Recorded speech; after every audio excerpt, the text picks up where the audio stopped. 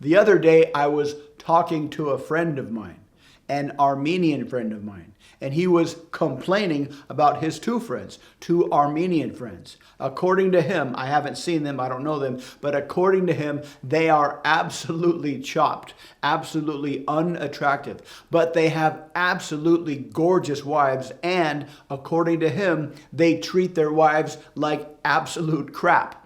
But the wives are always head over heels in love with him. And he was complaining, and this is a common complaint from a lot of guys. They see another guy who's acting like an asshole, but the girls are falling all over him. What is the reason for this? Do you need to become an asshole to become attractive to ladies? The answer is absolutely not. But it's confusing because all we see is the external behavior, and humans evolved to feel attraction based not on the external behavior, but kind of what the external behavior represents on the inside. So what does it presuppose about a guy who's acting like an asshole, who doesn't care what people think when he says? Well, the first thing that it presupposes is that he is non-needy. It's incompatible to be an outcome and be non-needy if you're always saying things, saying rude things, and you don't really care what people think when you say those things. So this indicates that asshole behavior, that dick behavior, indicates an inner frame of non-neediness. Now, of course, that non-neediness is presented in a very terrible way, and it's probably due to some unknown trauma on the inside, but it doesn't show any neediness. That's the key. A lack of neediness is very, very attractive.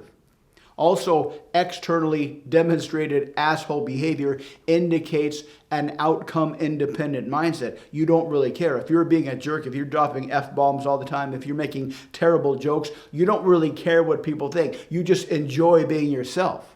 So this is an internal frame of validation, non-neediness, and outcome independence. All three of those are incredibly attractive. So the question is, how do you develop these traits? How do you become attractive? How do you develop non-neediness? How do you operate from a frame of internal validation? How do you operate from a frame of internal appreciation so you can not be a jerk, you can be a nice guy, a friendly guy, a polite guy, but at the same time, you're operating from a complete internal frame of validation? Well, this is something you can practice. It takes practice, it takes consistent practice, but it's relatively easy practice because you can practice this. You can practice this technique in the safety and comfort of your own home. All you do is find a quiet place to sit and close your eyes, turn off all the sounds, and pay attention to your emotions. Pay attention to your feelings. Pay attention to your physical sensations in your body. Start off with physical sensations and then work through emotions and feelings, but just feel them and appreciate them. Feel them and accept them. Feel all the physical sensations in your body. Close your eyes and appreciate the now moment. This takes practice. It's very easy to appreciate something externally that's making our brain go crazy with the entertainment. So you'll need to develop this skill.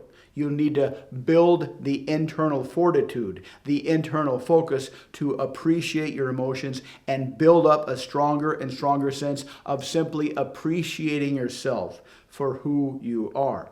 Appreciate your feelings in the now moment. The more you do this, the easier it will be to appreciate conversations, because that's the key to ultimate attraction.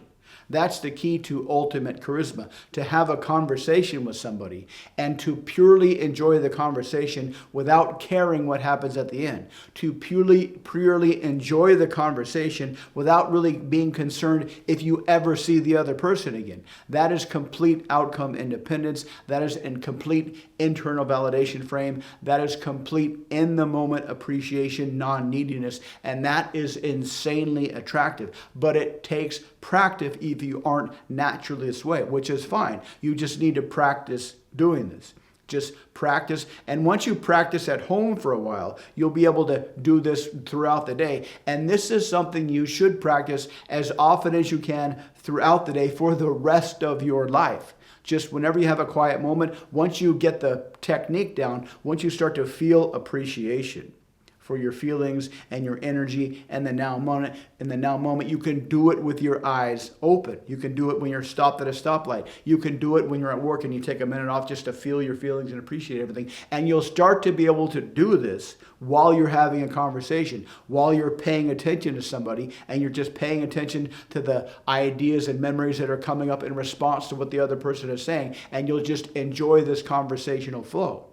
And once you be able to get to this point, where you can appreciate the conversation without worrying about the outcome, you will open up a whole lot of brain bandwidth processing power, so you'll become much more articulate. You'll become much more creative in your conversational flow. So there's a lot of benefits from this simple but sometimes boring practice of just being quiet, close your eyes, feel the sensations in your body, and appreciate yourself. Appreciate your mind-body system. Appreciate the now, the always now flow of time. This is not some philosophical thing that once you understand it, clicks everything into place. This is something that you need to practice just like exercise. If you'd like to learn more techniques about how to develop outcome independence, about how to become non-needy and extremely attractive, and hundreds of persuasion and seduction techniques, check out the Persuasion Vault. Thanks for watching, and I'll see you next time.